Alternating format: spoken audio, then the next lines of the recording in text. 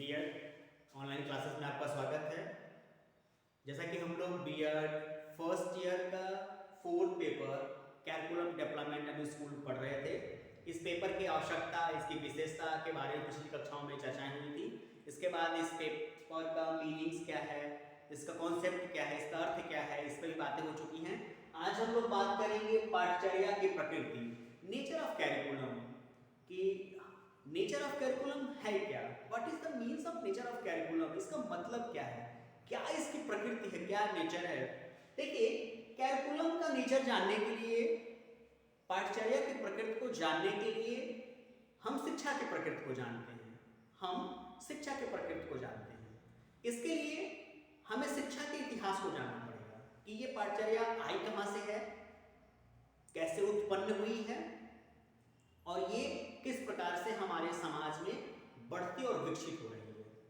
देखिए, समय के हिसाब से पाठचर्या की प्रकृति बदलती रहती है। समय के हिसाब से पाठचर्या की प्रकृति बदलती रहती है। प्राचीन समय में पाठचर्या अनौपचारिक था। ध्यान दीजिएगा, प्राचीन समय में पाठचर्या अनौपचारिक था। इस पाठचर्या की व्यवस्था को जानने के लिए हमें शिक्षा के इतिहास को जानना पड़ेगा।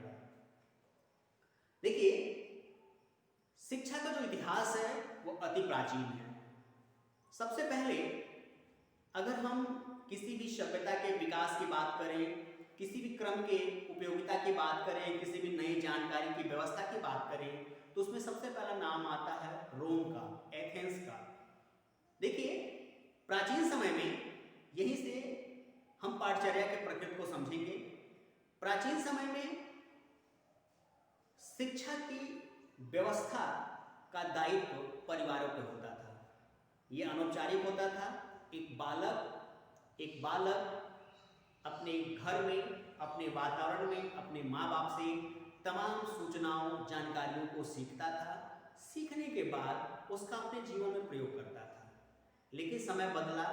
समय बदलने के साथ साथ माँ बाप के कार्यों में, व्यवस्थाओं में, विचारों में परिवर्तन हुआ। तो जहाँ सीखने सिखाने का काम माँ बाप करते थे, बालक उनसे सीखता था, बालक उनसे सीखता था।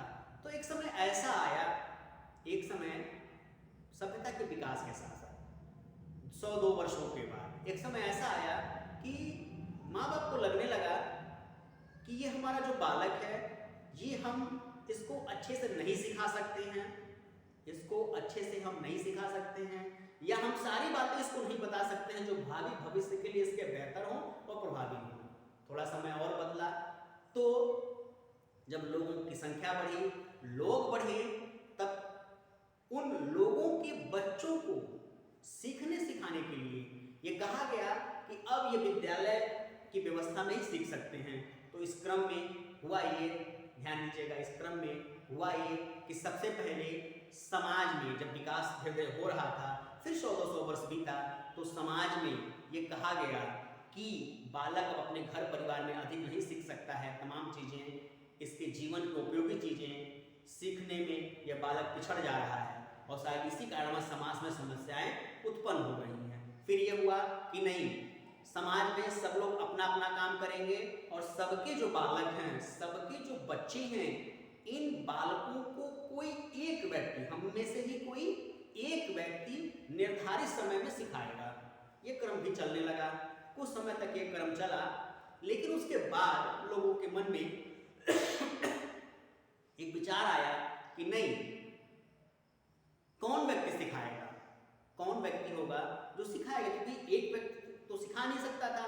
तो बारी बारी करके सभी लोग सिखाते थे और सबके पास अपने अपने काम होते थे, तो भी जो विचार उद्देश्य लेके सीखने सिखाने की व्यवस्था विकसित की जा रही थी, वो पूरी नहीं हो पा रही थी। फिर उन लोगों को लगा कि नहीं, हम में से सब कोई नहीं सिखाएगा, हम में से कोई ऐसा व्यक्ति रहेगा जो सिखाएगा, जिसका काम होगा कि समाज के सभी बालकों को शिक्षित करना, समाज के सभी बालकों को ज्ञान देना। तब जाके हमारे समाज में शिक्षक की व्यवस्था का प्रादुर्भाव हुआ। यह हम बात एथेंस की कर रहे हैं, रोम की कर रहे हैं, जहां से शिक्षा की व्यवस्था का प्रादुर्भाव हुआ है, स्टार्टिंग हुआ है। दूसरी चीज, जब शिक्षक की बात निर्धारित हो गई कि नहीं ये व्यक्ति सिखाएगा, इसका एक नाम होगा, वो शिक्षक होगा, गुरु होगा, टीचर होगा, ये व्यक्ति सिखाएगा। फिर समय बदला, 100-200 साल फिर बीते, फिर ये हुआ कि नहीं भाई ये कहाँ सिखाएगा, घर घर जाके तो सिखा नहीं सकता है, क्योंकि लोग बढ़ रहे थे, सभ्यताएं बढ़ रही थी, समय बढ़ रहा था, कार्य बढ़ रहे थे। तो खास तौर पे एक समुदाय का निर्माण किया गया जिसे शिक्षक वर्ग कहा गया कि नहीं ये वर्ग में जितने लोग आएंगे वो सब सिखाएंगे। अब एक समस्या हो रही है कि भाई कहाँ सिखाएंगे, किस प्रकार सिखाएंगे। तो इनके लिए उसी जगहों में से एक स्थान, एक मकान निर्धारित किया गया कि नहीं ये जो हाउस है, जो घर है, यहाँ पे सभी बच्चे इकट्ठा होंगे और इन बच्चों को समाज और व्यवस्था से संबंधित तमाम सूचनाएं और जानकारियां प्रदान की जाएंगी। तब जाके हमारे समाज में विद्यालय का निर्माण हुआ, तब जाके हमारे समाज में विद्यालय का निर्माण हुआ। ये भी क्रम चला, 100-200 वर्षों तक ये भी क्रम चला। और इस क्रम चलने के बाद जब सभ्यता का विकास धीरे धीरे और तीव्र गति से होने लगा, तब उस समाज के लोगों ने ये महसूस किया कि नहीं अब इन बालकों को सामान्य व्यवस्था के साथ साथ बहुत सारे नए तथ्यों, जानकारियों, प्राकृतिक, चिकित्सीय, सामाजिक व्यवस्थाओं को भी जानना चाहिए, जिससे ये अपने भावी भविष्य को, अपने जीवन को, अपने समाज को बेहतर और प्रायोगिक बना लें। तब जाके समाज में उन शिक्षकों के मस्तिष्क के द्वारा उन लोगों की आवश्यकताओं के हिसाब से पाठचर्या का प्रादुर्भाव हुआ कि हाँ ये चीजें, ये जानकारियां हम एक निर्धारित समय में इन छात्र छात्राओं को प्रदान करेंगे। तब जाके पाठचर्या का निर्माण हुआ। और ये पाठचर्या की प्रकृति है कि पाठचर्या समय के हिसाब से बदलती रहती थी। जहाँ प्राचीन समय में पाठचर्या सिर्फ अनौपचारिक होती थी, आज पाठचर्या औपचारिक हो गई। जहाँ कभी शिक्षक घूम घूम के ज्ञान दिया करता था, कोई क्षेत्र नहीं था, कोई सीमांकन नहीं था, आज शिक्षक निर्धारित है, विद्यालय निर्धारित है, छात्र निर्धारित है। और इस छात्र को पढ़ने के लिए, शिक्षक के द्वारा पढ़ाने के लिए पाठचर्या निर्धारित है। कहने का तात्पर्य है कि पाठचर्या की जो प्रकृति है वो बदलती रहती है। पहले पाठचर्या अनौपचारिक थी, आज पाठचर्या औपचारिक बन चुकी है और समय के हिसाब से इसकी प्रकृति जो है बदलती रहती है।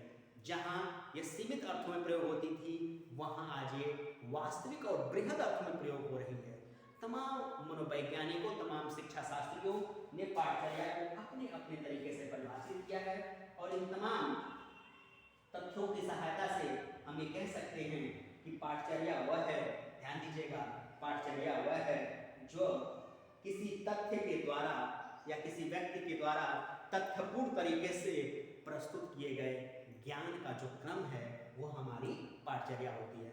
इस पाठचर्या पर तमाम विद्वानों ने अपना अपना मत दिया है और इन मतों के हम अगर निचोड़ तौर पे, निष्कर्ष तौर पे बात करें तो 2-3 बातें मैं आपको बताऊं, 2-3 बातें मैं पढ़ के भी बता रहा हूँ आपको, महत्वपूर्ण है ये कि पाठचर्या की प्रकृति में शिक्षार्थी की ज्ञान वृद्धि हेतु नियोजन तथा सभी परिस्थितियां तथा उन्हें उचित क्रमबद्ध सैद्धांतिक तथ्य पे आधारित करना ही पाठचर्या का काम होता है। इसमें बात और हम ले सकते हैं कि पाठचर्या की प्रकृति में वे सभी अनुभव सम्मिलित होते हैं। ध्यान दीजिएगा, पाठचर्या की प्रकृति में वे सभी तत्व अनुभव सम्मिलित होते हैं जो विद्यालय में शिक्षा लक्ष्य प्राप्ति के लिए प्रयोग किए जाते हैं, जो विद्यालय में शिक्षा लक्ष्य प्राप्ति के लिए प्रयोग किए जाते हैं।